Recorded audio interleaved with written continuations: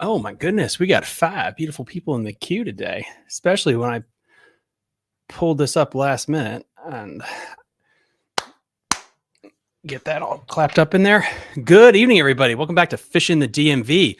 This is a weird ass hodgepodge of a last minute live and a fantastic podcast interview.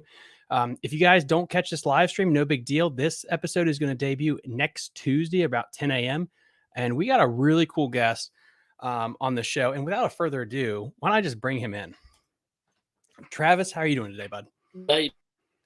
Dude, I just want to say thank you so much for coming on the show last minute. A lot to catch up on in your life. I guess we should just kind of start with the thing that probably everyone wants to know about that follow you about your tournaments. So I'll just let you take it from here, whichever tournament you want to start with, the State of the Union and how you think everything's gone. Well, heck, we can start with the first Elite 70s back in March on Smith Mountain. That was a cold event to begin with, and then we hit it perfect. We hit it right on a warming. The weird thing, warming trend, and then the day of the event at noon it started.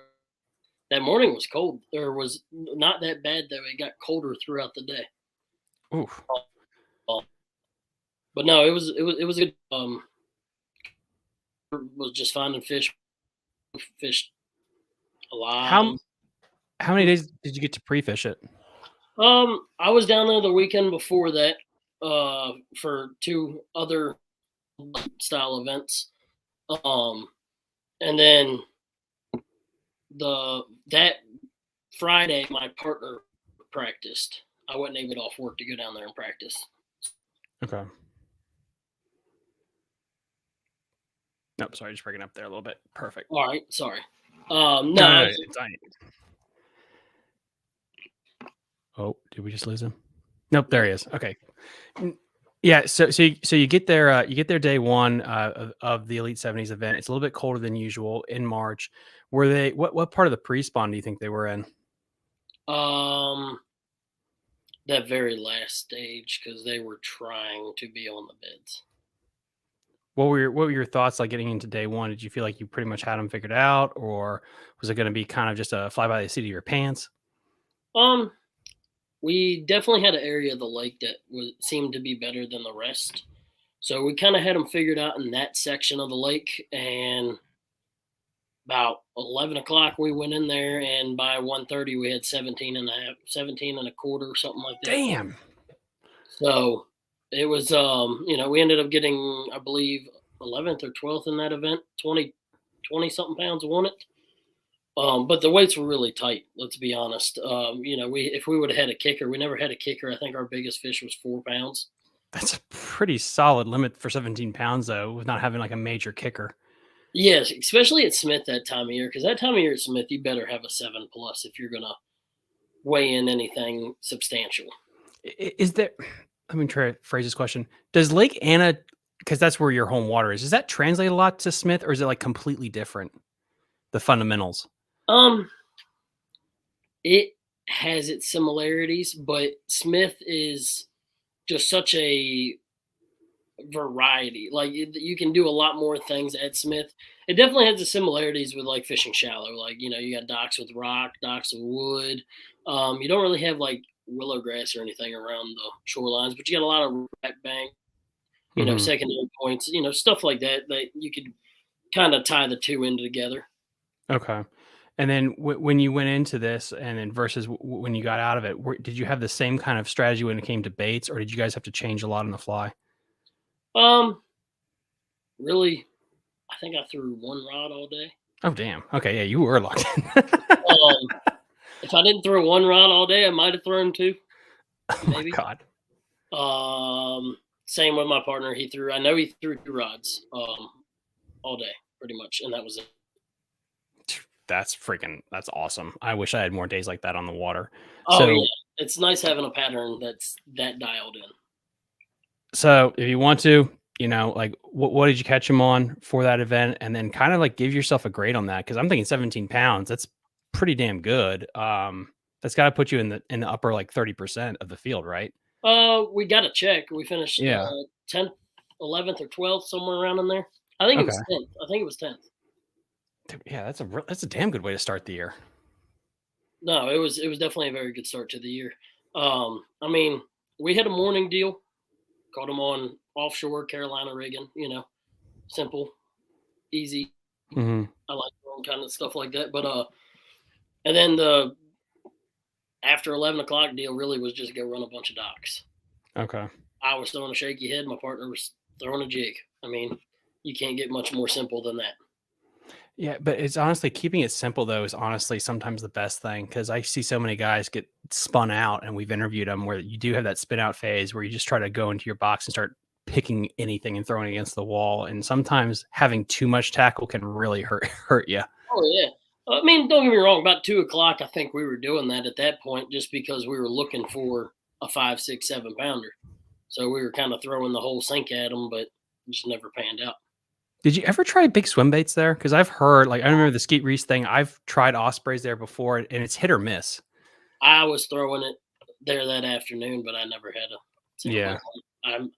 I'm not. There's guys I know that are very good at it over there, and they have tried to show me how to throw that big swim bait, and I can't ever catch them on it. So I try it. You never know that one cast. You never know it'd be 7, 8 pounder. So I Hmm. try it when I feel it's time to try it, but I'm yet to even succeed on it. So So with the end of the Smith Mountain tournament, you got to be feeling really good about how you start out the year. What was the next event that you had on your schedule?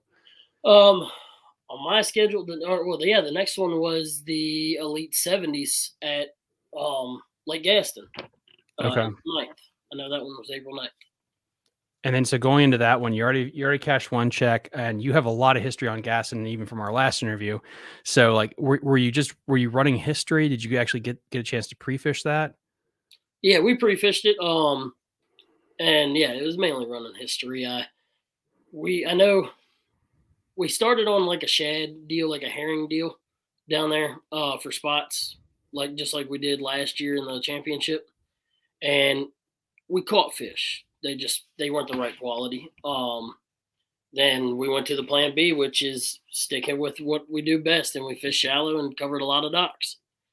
We ended up with 1483, and I think we got 18th in that event. That's not bad. Damn, dude. You haven't I dipped think below the 18th. 20th in the first two events. That's pretty good. That's a hell of a start to the year. Yeah, no, it's not bad. Don't get me wrong. There was I broke one fish off. I wish I could have got back in that event. That But how much would have actually helped though? How many spots do you think you would have jumped with that? well, we had 1483 for, like I said, I think 18th, and I'm pretty sure 17 pounds was top five. Okay. So Wow. that fish would have put us right around that 17-pound mark. Phew, damn. Yeah, Was the blueback bite a main contributor to that event? no, no, it was just getting started. It was something. If you found it, you could catch a few solid fish off of possibly. It didn't. I mean, we had one buttoned up first. I don't know. It might have been third cast that morning that we never got to see. Couldn't tell you if it was a striper. Couldn't tell you if it was a big spot. Hmm. But it pulled off. It was big, whatever it was, because it was stripping jag on the jerk bait. Damn. Yeah, Yeah, so that was either the winner or it was a striper. That's for sure. yeah. So, you know, it was a good event though. I mean, all in all, we stuck to a game plan, ran it, and came out with a good finish, good points for continuing the year. Yeah. So at this point, where are you in the point standing off the top of your head for the I elite? After the third event on Anna, I think I was just told we're in 11th. Holy shit! So I guess that brings us to our next one. So then you haven't dipped below 20th place yet to start the year. So that's a pretty good start. And now you go to Lake Anna next. Yeah, Lake Anna next. That was April 23rd. And if you give me 2 seconds, I'll tell you Yeah. exactly what we finished in that one. Yep, you go for it. And then, guys, in the comment section below, yeah, if you want to ask Travis any questions, we will have a Q&A, a quick Q&A at the end of this. Just type your questions in to ask Travis anything you'd like to. If you'd also like to support this guy, please go over to his social medias. That will be linked in the episode description below. If you missed the live stream, don't worry. This will be dropping as a podcast episode next Tuesday morning. Yeah, there's the points. Yep, 11th in the points. And that event we finished with, I know, 1183. Not great weights. There is some fish in that one that definitely costed us big time. Let's go with that. I had one that I seen while I was we were cruising down the bank. Every bit of 4.5 pounds, and my partner goes, "Man, you ain't gonna catch that fish." And I make one pitch over there, shake it a couple times, and next thing you know, okay, there it is. And next thing you know, fish bit it, started swimming off, and Oh my when I god. set the hook, I kind of cranked into it a little too hard with that light line. Oh geez. He was swinging for the fence. So then with that Lake Anna event, I mean, I want to kind of get into like your approach to that event because that's your home water, and I've always been curious when you hear with the big time pros about the home field advantage versus the home field curse. I mean, going into it, did you think that was going to be your best event Oh, of the no three doubt in tournaments? my mind. It Okay, was either Gaston or that one. okay, yeah, because like it's so then going into it with the weights the way they were, how did you think the fish were going to set up that time of year? Oh, I definitely felt like I would have fry garters, spawners, and some pre-spawn coming in Okay. with how I truly like to fish that body of water. Because like with the lake being the size it is, and this has always been fascinating to me because I heard Thrift talk about this once, where at this time of year, if you got to go straight to the high percentage stuff immediately, just because you might not be able to get it in a first rotation. Were you guys specifically targeting like spawners first, and then kind of segueing to certain locations, or okay, Um, our main goal in practice was finding fish feeding for the morning time, getting on that herring deal, seeing if it was running, and it was there. Um, we where we started at was, yes, we wanted to be the first ones there, so we got there. We were first. Um, start throwing top water. Next thing you know, we have them jumping over our bait, but not getting it. Good ones too, real good quality fish. Um, and then we caught a few stripers, and we were like, man, maybe the stripers are starting to move in. And we caught one or two little keepers, and we left. Because then we felt it was time to get on the covering a lot of water, looking for. We had fish that were marked, and we just pulled up and just kind of made a long cast to it, and just caught a bunch of the bucks. Didn't really get the females to bite, so then we go to Plan C, where you just covering a lot of water. Really, just cover a lot of water and keep your eyes peeled. And hmm I truly love fishing that way. Most of the time, these type of tournaments, I won't even go mark any fish on beds unless it's over 8 pounds type deal. So how much time would you put in pre-tournament for that type of strategy? Depending on how many days you get before the event, really. Okay. With the Elite 70s, you have an off limits from the weekend before until the Friday right before the day of the tournament. So you really only get one day. And this time of year, you only get one day to look at them and practice that way. So that weekend before, you try to go out and find that other stuff, figure out where they're moving to, where they're at on the lake, what they're doing. And then that Friday before, you just go to the area with knowledge of Lake Anna that, like me fishing it for years, I know areas where bigger ones spawn. hmm So does my partner. My partner lives on the lake, for Christ's sakes. Um, and that's how we practice it. That one day we went Okay. looking for giants, and never found. Really, they didn't get on the beds like we expected. So it boiled down to just running water and covering water, and then we ended up catching, I think, caught a 4 and a 3 pounder up shallow on some stuff we knew about, and that was pretty much the day. We just never. I broke one fish off that I saw that was probably 4 pounds, Phew. and I lost another one underneath the dock that felt right. I couldn't tell you. Mm. And then, so with the one under the dock, did you break that one off too, or did you Nope. just pull off? I just pulled them off.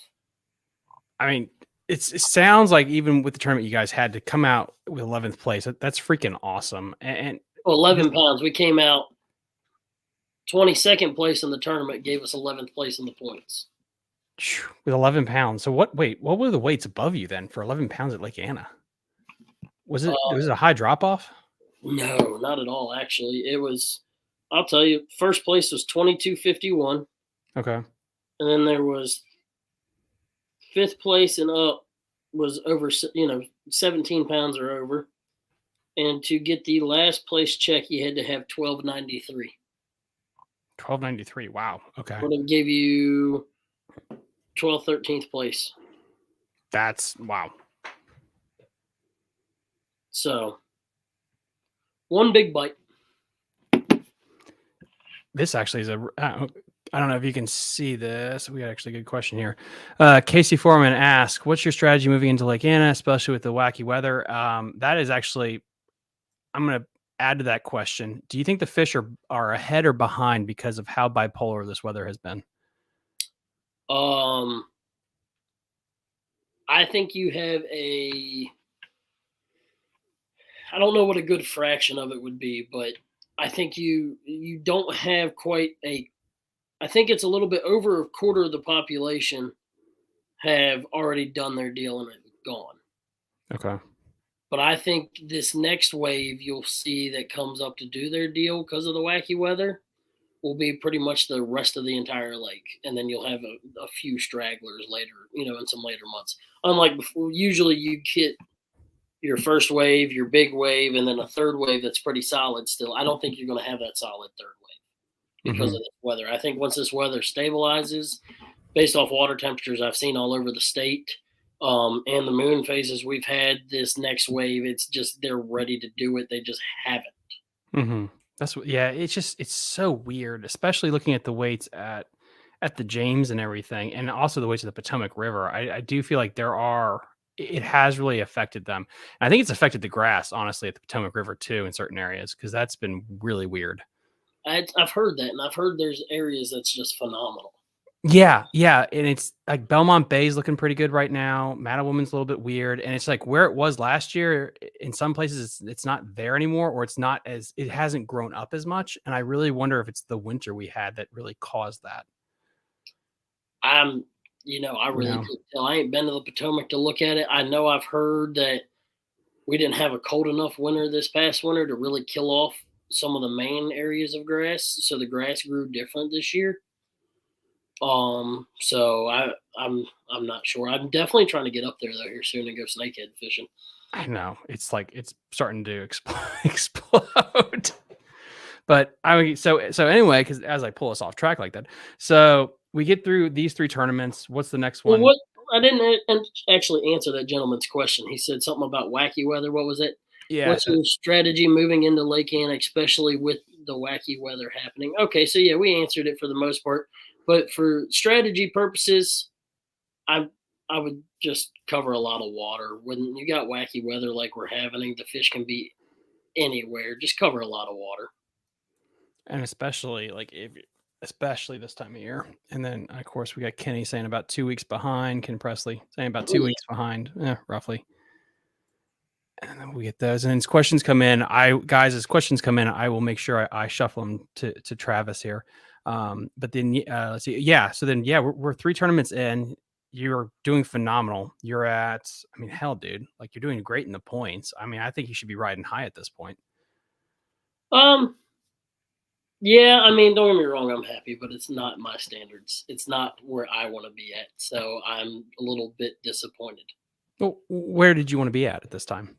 At this point in time last year, I was leading the points. So I wanted to be back in that state, in those footsteps, if not leading it in the top 5. Mm-hmm. Jesus. Or, my partner and I, it's not just I, it was my partner and I. But, it is fishing. So you can't be but too disappointed. Yeah, there's some things we all like to think about after tournaments on them drives home of like, man, what could we have done better? And trust me, I've thought of it 100 different times, and I know in some of the situations how to do better. So moving on this year, we're going to do better. And then on the other side, to make sure you don't completely just wear yourself down, it's like you're still in striking distance, and so Oh yeah, it's not like one of those bottom outs where you see people like are always finishing 100th for like 4 or 5 tournaments. So no, you're no, still you're there. right.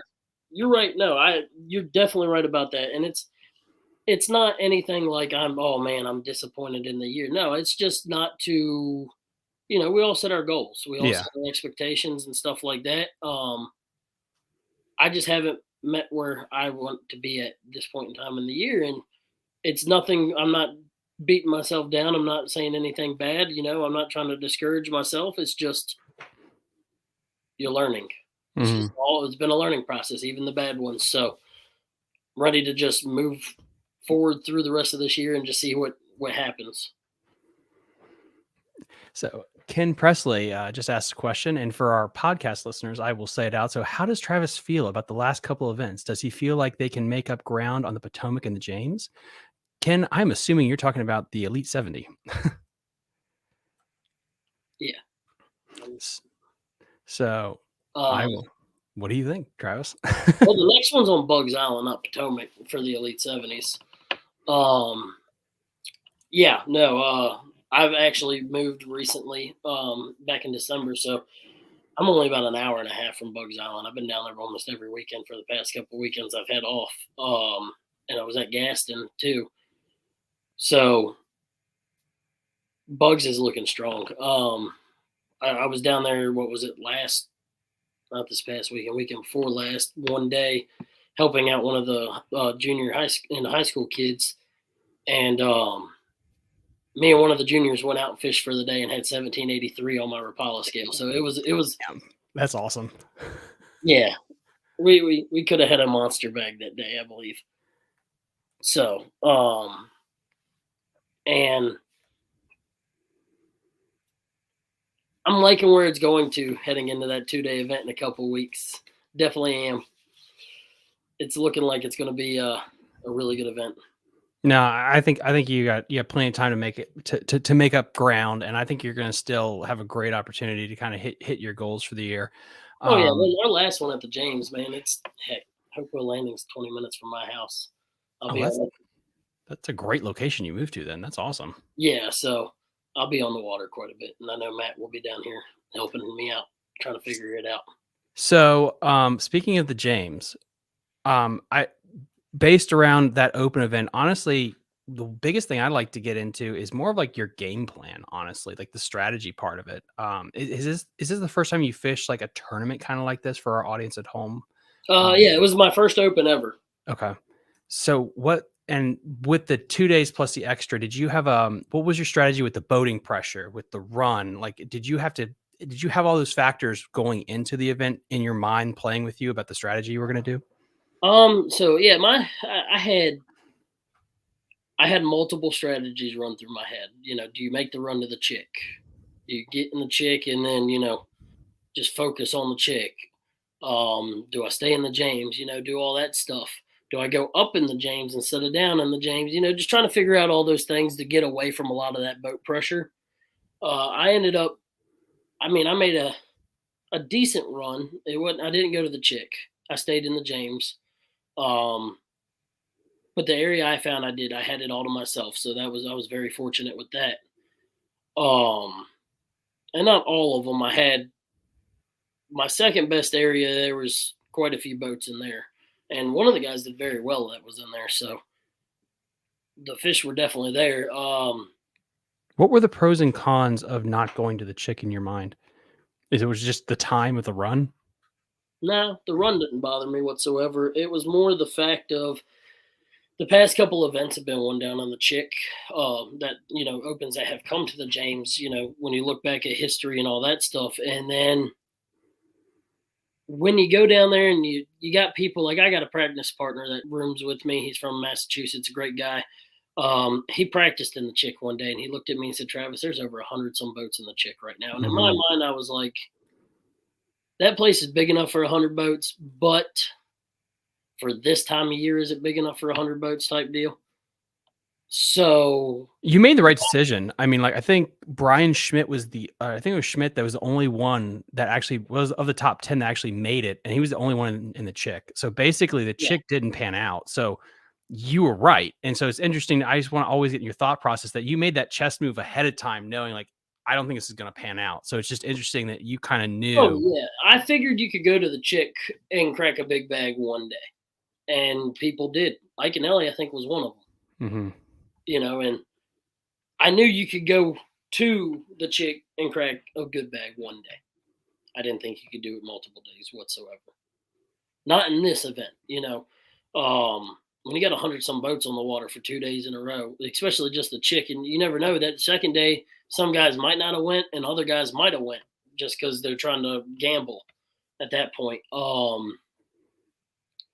So my thoughts were the pads weren't up the greatest, so that eliminated a lot of water for a lot of guys, and so that confined a lot of water for a lot of guys too. So then you had from what I was told, I never went down there and saw it. From what I was told, you just had guys doing rotations and boats on top of each other Yeah. all day. Just like Potomac, I didn't want to deal with that. And when you also said like this time of year, is it because of the spawn? It's Yeah. like this place just fishes completely different. Oh yeah. No, they spawn in certain areas. Where you catch them in the summertime or wintertime, you're not going to catch them so much in the spawn time. Is this the first time of year they've had it around the spawn like this? I feel like this is the earliest they've been to the James. Last Because Brandon Polinick one, I thought was like more of a summertime deal. No, last year it was only like a week or two after. It was like, Really? Okay. yeah, April. I think it was like April 29th or something like that. It was later in April. The difference was the fish were way past spawn. Mm-hmm. It was in that third wave and beyond of the spawners in that event. We just hit it at a time period where they hadn't gotten through those stages. And they hit it perfect. Don't get me wrong. Like, I wish we would have hit it 4 days prior, like the weekend prior, because everything I was catching was pre-spawn. Like, just Mm. looked like they had swallowed little balloons and stuff, just all pre-spawn. And I thought I had them figured out with the warming trend and the full moon, because we had a full moon day 3 of the event, and it went from 50 degrees on Monday to 80 degrees by first day of the event. Damn. And it was the perfect warming trend, perfect for them to get up on the beds. And I thought I had them dialed in. I thought the area I had found was at the mouth of a backwater, and I was catching them cranking, doing stuff like that at the mouth of this backwater. And I figured come tournament time, I could get in this backwater and start catching them off beds. And I think they were there. I truly do, because day one I pulled in there, had it all to myself. My first 6 or 7 casts, I had a limit. It wasn't much. It was like 8 pounds, but I had a limit. And then day 2, I went in there late to trying to change the rotation up, and I caught a 4, and my co-angler caught a 6 in there. Damn. I just think my rotation was wrong for there, and I didn't fish slow enough on day 1. Like, so did you? I don't know how to phrase this. Was your thought about only trying to catch pre-spawners? Was it spawners? And if it was spawners, like, is that different on a tidal fishery to target spawners? Are you looking for a lowering tide or a rising tide, like, or are you just blind casting in general? Most of the time when you're looking at spawners, in my opinion, it does matter, but it doesn't matter. The male will bite no matter the tide. Some reason, I don't know if it's the Florida strain fish. I don't know if it's just me thinking crazy and other people have it all patterned different. But in my mind, it seems like it has to be a certain tide you get them big ones to bite. And I could be wrong, but I know day 1 I caught all bucks. And yes, I caught all bucks. I took them to weigh-ins. People could say, oh, well, the females just pulled up. No, I fished totally different area of the whole river, The second day I went in there and I got bigger bites. And I changed my tide completely up. Interesting. Yes. So I don't know. There were so many big ones in there in practice leading up to that event that I know they didn't all leave. I just think my tides were different in practice, and I wasn't paying attention to my tides close enough. Because I got to thinking. Okay, continue your thought. I got to Sorry. thinking after the first day of the event, and I was like, man, I'm pretty sure, because when I pulled up there that morning, I was like, man, pretty sure there was a lot more water on this stuff when I was in here in practice. And then I got to thinking more throughout day one. I was like, maybe I should go back up there. And I didn't, for some reason, I didn't make the run back up there. And then day two, I went up there late in the day, and that's when I caught a 4, and my co caught that 6. And then I think we caught, I don't know, I think I caught a 3, and then I culled out almost everything I had right there. And then my co-angler culled out pretty much everything he had right there. Damn. So in practice, were you going out and just low tide and trying to mark beds, or was it more of just a No, pre-spawn pattern that you you were can't looking at? see them. I mean, there might be some areas on the place you can see them, but for the most part, you can't see them. So it was really just throw up. Sorry, Ken Presley asks, "How did the tide affect what you wanted to do?" And I think Ken that Travis was actually answering that. Yeah, it just affected. We didn't have any strange tide. I just didn't run my tides right. You Well, know, in a perfect world, how do you like to run your tides in a game plan? all depends on time of year and in practice. You know, the perfect scenario would be the Elite 70s last year on the James. I had an area for low tide way down the river, ran all the way down there because it was going to be low down there first. Got down there, caught, I don't know, 8, 9 pounds real quick off one spot, hit the next spot, caught a 6-pounder, looked at the water, said, I'm done fishing here, turned, and ran to my next tide spot that I wanted on a lower tide. And fished in there. I think I caught like a 4.5 or 5 in there, and then left out of there. Had a spot I wanted for high tide back down the river a little bit, so I ran back down there, picked up frog, and went to town and Holy crap! caught like 2 or 3 2-pounders, 3-pounders. Left out of there. I had one more spot I wanted to hit right before weigh-ins, and went up there, fired in there, caught a 5-pounder, and left. God, I don't know if that's a science or a freaking art form. Holy shit! Burnt a lot of gas and ended up with 19 or something like that day. God damn, that 19, is. 20 pounds. And I literally, and guys, I have a video coming out about this. Like, I finally got to fish the chick 2 weekends ago, and I was like, "Holy shit, this is not the Potomac River!" Like the first time I saw it, like just with the tide swings and stuff, it's like it is insane. I can see why So, milk runs work there because it's like it pulls. oh yeah, go to the Rappahannock. Yeah, that's That's a 5 to 7 foot tide swing. like, how did you? Is that just reps? That and when you say look at the water, is it just a gut feeling by this point where you know, like, okay, it's time to Oh, move? you're just sitting there. Yeah, for the most part, you just got to understand where the tides move at certain times on the river. Well, like certain areas it starts coming in first, and then it comes in other areas later, and you just got to, you fish the Potomac, it comes in at Quia usually before it comes in at Hmm. Buckskin. So you just kind of run the areas, and then practice determines whatever. And then over years and repetition of fishing this stuff, you kind of figure out what areas are better on what tides. And some years they are different. Some years you might have to go back and hit that low tide area that was great last year on a high tide, and all of a sudden it's phenomenal again. But really it was just, I was running tides in the open too. I mean, the big ones never were there for me. Yeah, and then sometimes it's just kind of like how it is. And it was really squirrely listening to the Japanese angler that wanted, like, he wanted on again a glide bait or a big bait too, which is this is the year of freaking big baits. Like, it is insane how that's catching on. Yeah, well, Polynuk won it last year, and that's kind of what showed it off. Because then in the BFL last year down there, the young man that won it had 4 fish for 21.15. It's like, and I know this is a little off topic, but like as a student of the game, do you ever look at that and are you like, I need to learn this, or am I going to do what's gotten me here? Well, here's my deal about it. I want to learn it just to have that in my back pocket if ever needed. Um, it's not for, I don't want to learn it because I want to be a big swim bait, glide bait guy. No, I want to learn it in case I ever do make it to the big leagues and we go to Fork, and I don't want to Hmm. go down there and everyone kicking my ass with a big swim bait, excuse my language, and I don't know how to use it type deal. Hmm. Um, but for here in Virginia, no, it's not something you need to go out and learn. It feels like it's a completely all or nothing thing. Like, It if you're really throwing that is. on the James, you're either, like, never gonna cash a check or one time you hit the lottery with it. Yep.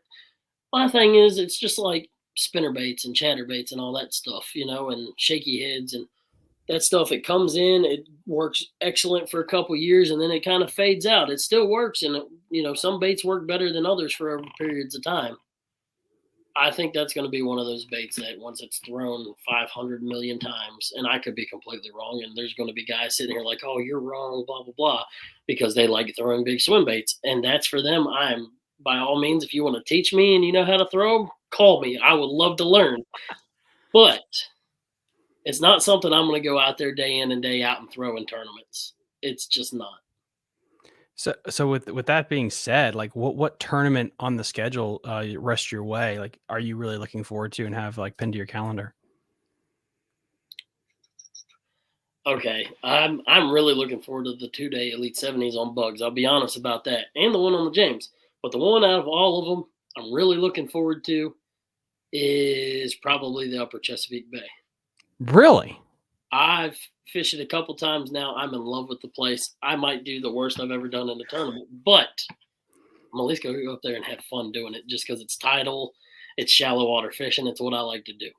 It is such a weird place. I fished so many college tournaments up there, especially like like, it depends on where you're gonna go, but like the flats itself, like it's like almost like Okeechobee-esque because it's such a big bowl and it really is wind dependent too. And you got to find the juice. Oh, yeah. Um, And you won't see my boat on those flats. that could either be a fantastic decision or the worst one. It's having to be both ways. You're not going to see it on the flats. I don't care. It's not going to be there. I How, don't. I don't fish Chickamauga. I don't fish Belmont. I don't fish any of that on Potomac, and I seem to do half decent up there. So you'll be the you're not one. going to see me on the flats. You'll be the one guy loaded up like 18 pounds of smallmouth because that's happened too, which has been Oh, is stupid when that you happens. can bet I'm gonna go up there and practice them too. Yeah, just be careful your lower unit because I did lose one there. Yeah, Um, no, yeah. Driving a Yamaha now. It'll be all right. now, then you're also going to is it Oneida too? Yep, Do you have on Oneida the schedule? in July. Now, how are you going to go up there for a week, or how much practice are you going to try to get into that? What is my event before that? I have the Bass Nation State Qualifier June 25th and 26th, something like that. I might leave right after that and get and practice from there until the 7th. Okay, because like that's going to be. Is that your first time fishing like northern smallmouth like that? Yeah, I mean by myself, yeah. Okay. I'd done it some when I was a real little kid, dragging tubes. I understand the concept of what to do up there. But truthfully, going northern smallmouth, yes, definitely. I mean, it's going to be a lot of fun either way, and be a really good experience to try to get. Oh yeah, definitely. No, so I was actually born in Ohio, and Really? yeah, and my dad and mom, we lived up there until I was like 3, 4 years old. So my dad, his whole life, he was born same hospital I was, or I was born same hospital he was, whatever you want to say. But he was, he grew up, raised, lived in Ohio until his mid 20s or whatever, and moved down here. So he understands it fairly well, and we've had our conversations about, I've had my thoughts, and don't get me wrong, he's not telling me what to go do. I've had my thoughts and ideas of what to go look for, and I've bounced them off his head to see what he thinks about it since he understands it, and he's told me yes or no on things, and the main thing he told me was it'll be fun for me because it's going to be right in my wheelhouse. So I'm excited for that. I never expected a place like that to be kind of towards my wheelhouse, but if I get to pick up a spinning rod and look at them on a graph, I think would be just fine. Yeah, it's fun and it's a different type of hard because we used to go up there for college a lot, and it's so weird that all the weights are so freaking tight, and how it is you can have a 1 ounce difference between like 20th and like the 10th. It's Oh yeah. weird. I'm hearing it's still doing stuff like that. The lake is changing big time. Gobies. That's what I heard. It's like the Yep. gobies somehow got in The there. gobies are in there and they're getting big. So, I mean, you might catch your PR then easily. So that'll be freaking cool. It's going to be hard to get my PB up there What's your for PB? smallmouth. For smallmouth, Yeah. 7.2. Holy shit. Where the hell? Lake Anna? Clater. Clater. Clater. Damn, I heard about Clater in a long time. What tournament were you fishing there? Or were you fun fishing? I went to Radford. Oh, seriously? Yep. I can't believe I never asked you that question. That's freaking awesome. Yep, Clater. I had one bigger, I think, on the New River down there waiting one day, but that's one of those lost fish stories. Oh God, yeah, we might have to get into that sometime. So, like, guys, that really wraps up like kind of his tournament. I guess your tournament season so far, and we're definitely going to have him on again to really just talk about more tournaments. We're going to kind of change topics here, but again, guys, let me know in the comment section below any questions that you'd like to have for Travis. Please also give him a follow. Everything we talked about will be linked in the episode description. The next thing we're going to kind of get into is just kind of like the state of Lake Anna, just kind of a quick little like report on Lake Anna's just health and where it is right now and where you think it's going.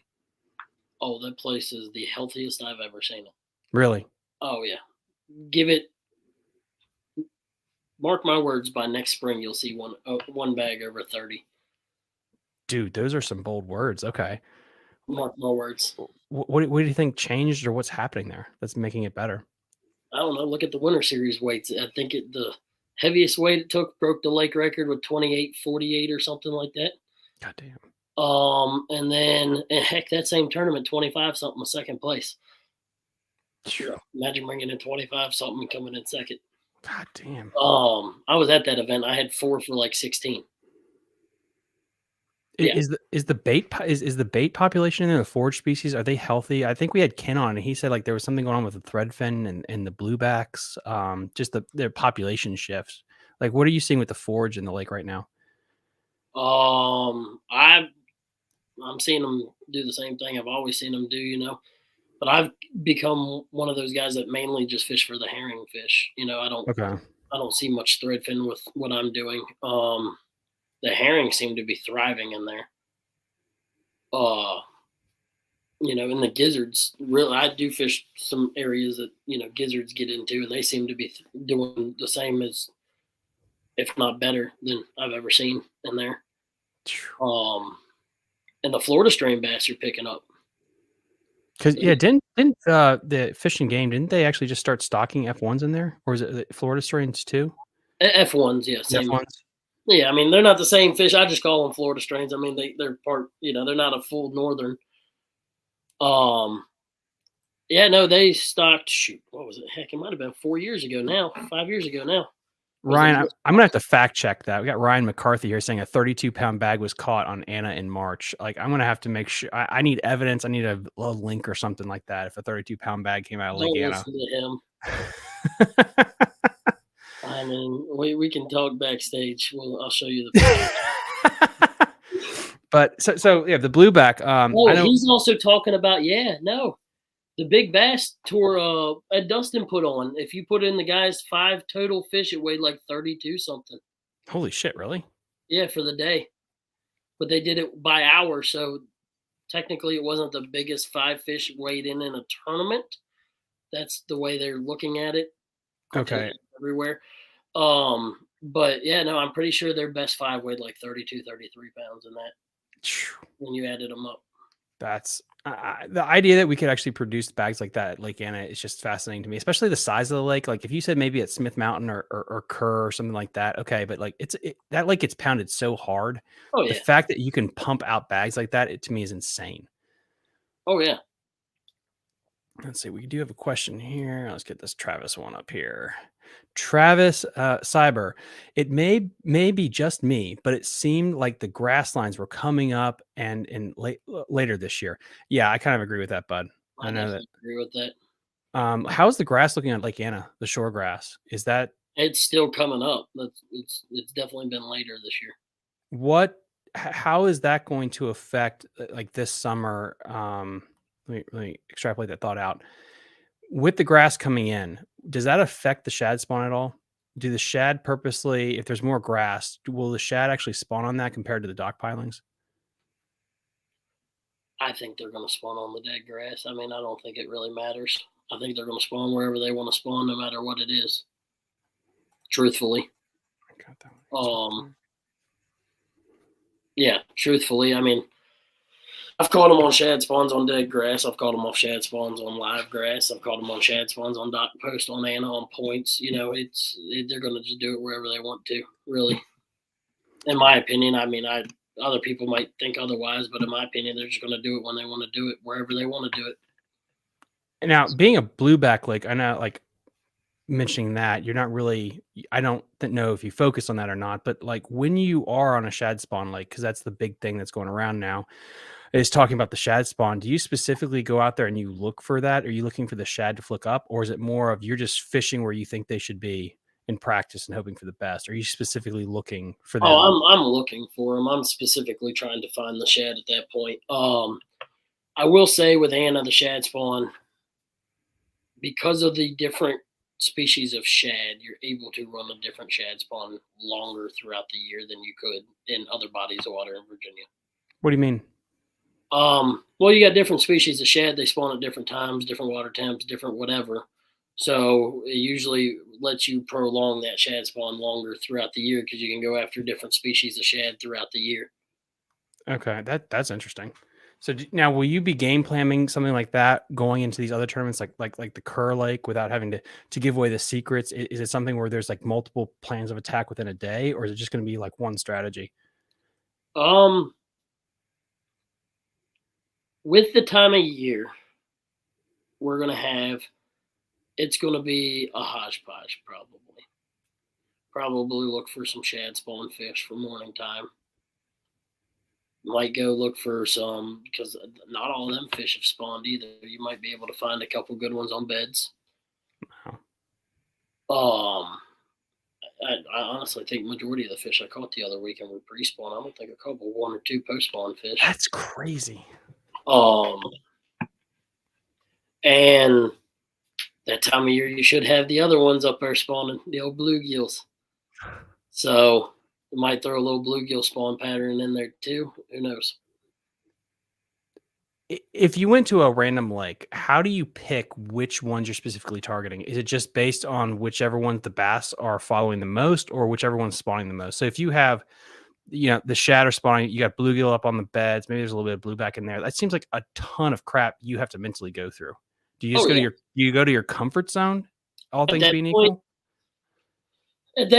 yeah, your comfort zone. Because like my comfort zone is I like chasing herring in the morning, so I'm comfortable doing that in the morning. I'm gonna go to that in the morning.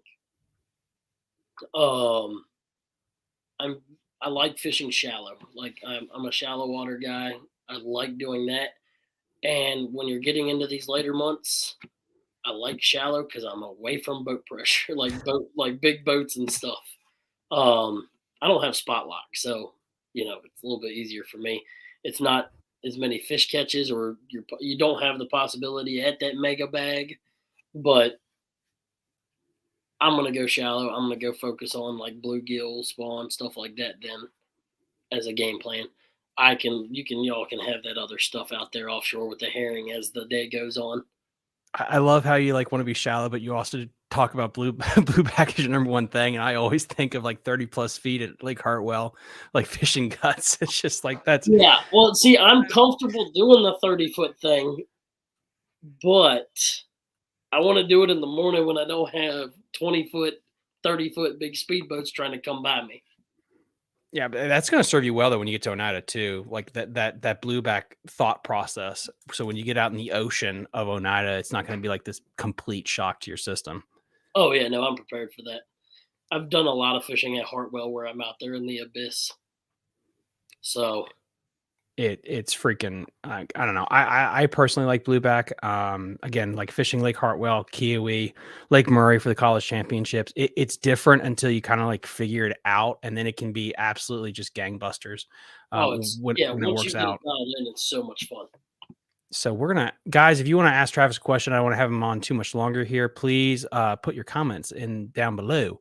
The last thing, honestly, just to kind of wrap up today, like what are some things that people can take away from fishing this time of year? Just give top three baits that you think kids or anybody should have tied on when they go to the water. Let's see here. Let's go with the drop shot. You got to have a drop shot no matter where you go because you can hook them weedless and you can hook them, a nose rig unweedless for fishing deeper. So a drop shot, just because that's going to be a bait you can do multiple things with. Power shot or finesse? Finesse. We're going finesse here, shallow and deep, just because you got to have one finesse bait anymore in this world. And then let's go with a buzz bait. I definitely have a buzz bait on the deck. Oh, damn. Okay. Yep. Definitely having a buzz bait on the deck. And for the third one, that's a toss up with what we're coming into right now this time of year and everything. For kids and stuff, I would say have you a spinnerbait or a Cinco, something like that for your kids. But for the avid angler, the weekend angler, I would also have, instead of just a buzzbait, I'd have a frog. How do you make the choice between a buzzbait and a frog? Is it just your gut, or is it specific things that you're looking for? Specific things I'm looking for as I go down the bank. And there you have it, guys, from the man himself. I definitely think the buzzbait was a little bit shocking. Like, I did not expect you to say that. Oh no, I love me a good buzzbait. Like, you think the bite is still clearly it is, but like when you have like the whopper plopper come in, I think that's what honestly the buzzbait, like those two kind of flipped out on each other. But I mean, honestly though, if you like to fish shallow, that kind of makes sense going with that buzzbait bite. I'm just so terrified of missing fish on it compared to like thing is I can't skip a whopper plopper under docks. This is true. So kind of have the buzzbait. James H. Not to change the subject, but have you seen any beds on the Potomac yet? I've been fishing the same couple acres of the Potomac 2 times a week for the past month and have not yet seen the beds. It really depends on where you're at. I know Jeremy Southerly, who won the BFL last week, we have him on the show next week. We have him scheduled.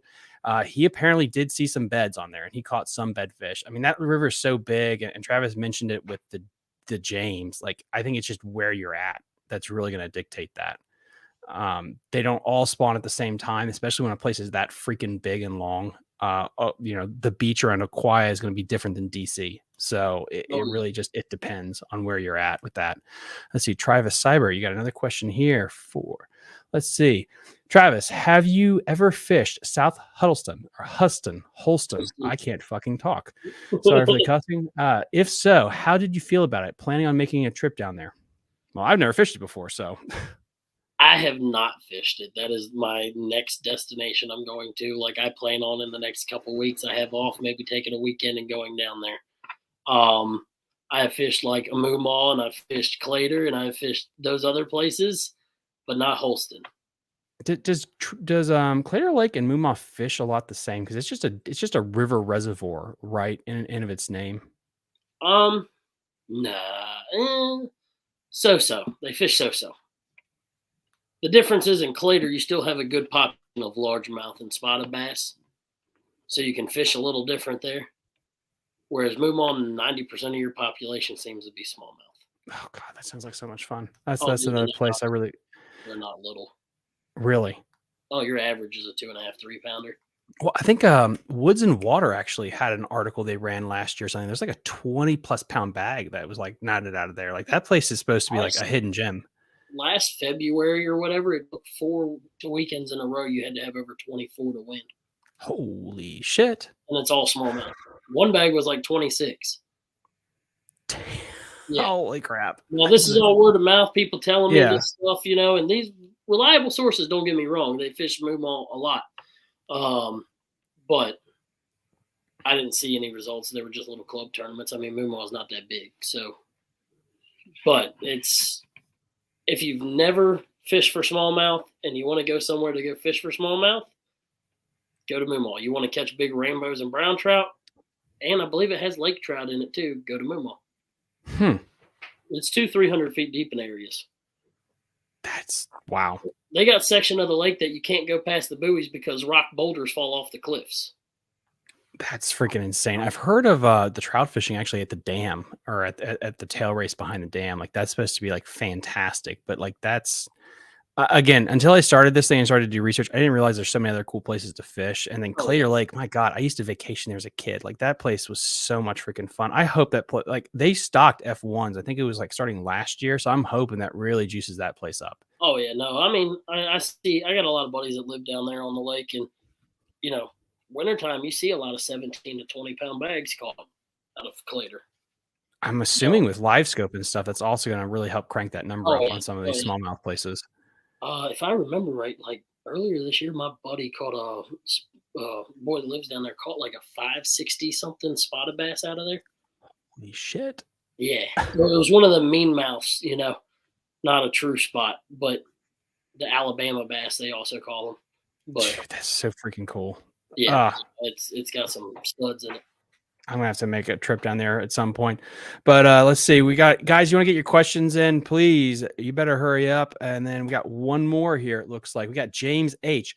What is the name of this smallmouth / brown trout spot on Moomaw? So yeah, it's basically just the lake in of itself is what we're talking about, James H. Like there's everything in there. Brown I trout think he's rainbow. trying to spell it. It's Lake Moomaw, Moomow. Guys, in the comment section below, I'll actually put that in there because it's a weird name, but it's actually down 81. It is the Uh, thing, Covington, Virginia area. I'm gonna put, and this is why you have 4 monitors for this. So boom. All right. James H, I just texted in the comment section below the name of the lake. You can actually Google MapQuest that. I actually did a lake breakdown of that a while ago on a live stream. So James, if you want to go there and do that, you could look at that as well.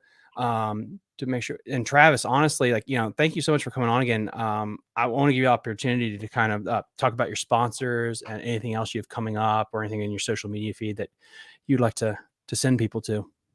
Oh yeah, go check out Travis Lugar Fishing. Give me a good follow, whatever.